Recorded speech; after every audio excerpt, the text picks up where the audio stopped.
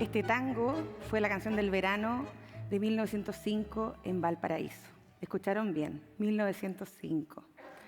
Teníamos en ese momento un puerto activo. Imagínense, barcos en la bahía, hombres y mujeres haciendo negocios, distintos idiomas, distintos sabores. Y en ese puerto, tan cosmopolita, se decía que cuando una compañía de teatro le iba mal en Latinoamérica, bueno, se venían a Valparaíso a hacer el cierre de la gira, porque aquí había dinero. Era lo mejor de lo mejor en Valparaíso. Buenos restaurantes, buenos hoteles, el Hotel Royal. Y en este puerto existían unos pequeños restaurantes especializados en ostras, los salones de ostras. Imagínense, tango, moluscos frescos, música, disfrute. Y entonces, ¿cómo llegaban esas ostras frescas hace 120 años hasta el puerto de Valparaíso? Bueno, aquí se hizo una alianza muy inteligente para resolver el problema de logística con las navieras que traían pasajeros desde Europa, bajaban, ¿cierto?, por el océano, cruzaban el estrecho de Magallanes y se abastecían de productos frescos en Chiloé. Y en Ancud se embarcaban unos barriles de mar llenos de agua de mar, imagínense lo fresco, con ostras vivas frescas desde Ancud, que Talmahue.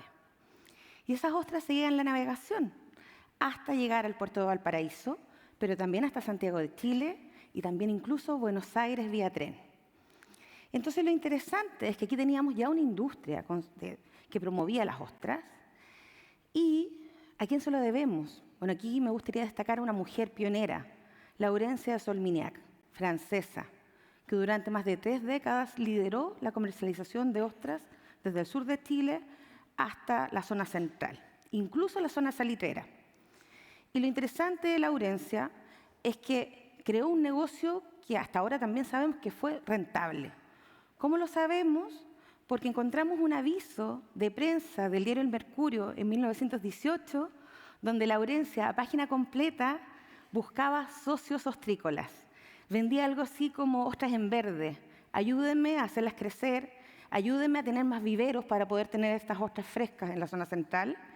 Y así también lograba poder abastecer durante todo el año de las ostras. Porque era tanta la demanda de las ostras en ese momento que el gobierno tuvo que establecer por primera vez una veda en la temporada de verano. Es decir, no se podían sacar las ostras del agua en una temporada donde había más demanda. No sabemos en realidad si Laurencia consiguió esos socios, pero sí sabemos que le fue bien, porque en el año 1934 el gobierno de Chile le entrega una orden al mérito como empresaria. Y también sabemos que tuvo una planta conservera en Calbuco, donde hacía conservas de ostras ahumadas. Los estaba diciendo salivar, ¿o no? Y lo importante, si esto pasaba en 1918, también puede pasar en este año, en el 2025. Tenemos actualmente 7 regiones donde se siembran y se cultivan ostras en Chile. Tenemos 2 especies, la chilena y la japonesa o del Pacífico Sur, sabrosísimas. Pero además es interesante porque al ser un país tan largo, tenemos una salinidad distinta, distintos sabores en este maritorio. Pero aquí tenemos un desafío, que la gente vuelva a reconocernos como una nación que tiene ostras disponibles, sabrosas, a buen precio. Y es súper importante que al volver a reencantarnos con las ostras, obviamente hagamos alianzas con cocineros, con catadores, incluso con el mundo del vino, y también trabajemos en la innovación. Puede ser que no sea solamente las ostras frescas las que lleguen al mercado, puede ser una conserva, un ahumado, la carne. Y eso es súper interesante porque ya no solamente es la innovación, sino algo que a nosotros nos parece muy importante y que es el precio justo.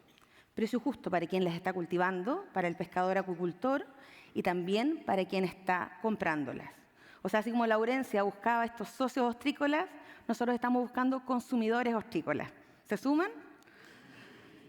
Y están pasando cosas en nuestro territorio. Ya se hacen fiestas de las ostras. Aquí hay una muy bonita en Ancud, del Justo García. Siempre se hace en marzo, ahora por primera vez este año fue en agosto. Y lo que ellos nos dicen es que además en agosto está la ostra más gordita, mejor sabor. Imagínense la temporada de invierno, tremenda oportunidad gastronómica. Hay alianzas con el mundo del vino para que las botellas añejen en estas cavas submarinas. Eso está pasando ya en Coliumo y en Chiloé. Y por supuesto tenemos amigos cocineros que se han sumado a esta ruta. Yo creo que es súper interesante lo que va a pasar. Y tenemos que aprender de otros. Está claro que fuimos una nación ostrícola, lo fuimos olvidando y ahora hay que aprender de quienes han logrado hacer un destino. A través de un proyecto junto a Cocina Mar, Tres Peces, estuvimos visitando distintos países para saber cómo lo hicieron, cómo lograron hacer este destino ostrícola. Fuimos a Brasil, a Florianópolis, que claramente Santa Catarina es la capital de la ostra, no hay ninguna duda, pero resulta que esos pescadores aprendieron al mismo tiempo que nosotros. Hubo una agencia de cooperación japonesa que nos vino a enseñar, pero ellos despegaron y nosotros estamos ahí volviendo a reactivarlo. Hablamos con Ademir, un pescador, fíjense, 40 años de historia, y fue súper generoso porque nos contó que aquí la clave era tener un lenguaje común. El mundo privado, el mundo de gobierno, los acuicultores, el mundo gastronómico. Todos empujar hacia una misma línea. Y así fue como partieron haciendo fiestas gastronómicas. Ademir decía que cuando no confiaba nadie en sus ostras, bueno, las vendió a un primer restaurante y ellos mismos como familia fueron a comerlas, porque no había demanda. Pero también le atribuyeron algo que nos parece súper interesante a nivel comercial y era que las ostras son afrodisíacas.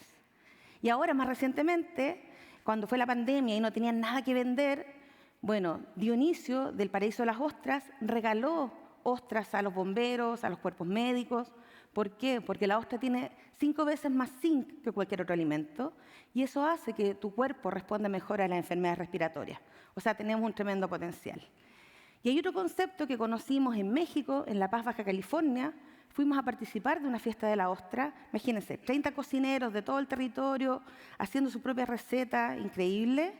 Pero además nos llevaron a alojar al lugar donde se cultivan las ostras. Y eso tiene una palabra, se llama ostriturismo, o sea, el turismo de ostras.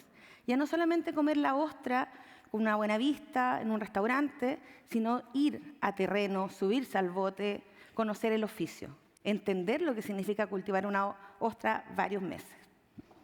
Así que de eso tenemos aquí muchas posibilidades, sobre todo con nuestro borde costero y tremendos personajes que tenemos en todo el territorio. Y vuelvo a Valparaíso. Este verano hicimos una activación que es de turismo creativo y se llamó Que vuelvan los salones de ostras. Imagínense ese bote recorriendo museos, cine, cafeterías, restaurantes con degustaciones gratuitas de ostras. Ostras de Chiloé. Hicimos el mismo camino que hacia Laurencia. Y fue un éxito. Gente que no había comido ostras en 10 años se volvieron a enamorar, vuelven a comprar. Activamos una forma de comer ostras. Está pasando. Y no nos quedamos ahí. Por supuesto, entendemos este camino que hizo Laurencia y vemos también muchas mujeres en nuestro territorio, muchas mujeres ostrícolas, y estamos en conversación con un gremio de horticultores de México para crear una red de mujeres ostrícolas en todo el territorio, compartir aprendizajes, ver en qué fallamos, en qué somos buenos. Y aquí varios ejemplos. Está la Débora García en Tongoy con Acuipesca, está también la Jessica Cabrera en Columo, ya no solamente cultivando las ostras, también con esta alianza con los vinos. Y más aquí en el territorio, en la comuna de Puerto Vara, ¿cierto? Muy cerca, en el estuario, está la Olaya Mansilla, que tiene unas ostras que ya no solamente son sabrosas, sino también tienen un toque dulce por crecer donde crecen. Y también hay hombres, Alberto Paredes en Calbuco, Justo García, el señor de las ostras en Ancut, y Juan Carlos Elgueta de Rulo Acuicultura también en la zona de Calbuco. Entonces aquí tenemos de todo para que ustedes se animen a volver a probar las ostras. Y un dato, en este momento están creciendo en el agua 3 millones de ostras del Pacífico Sur.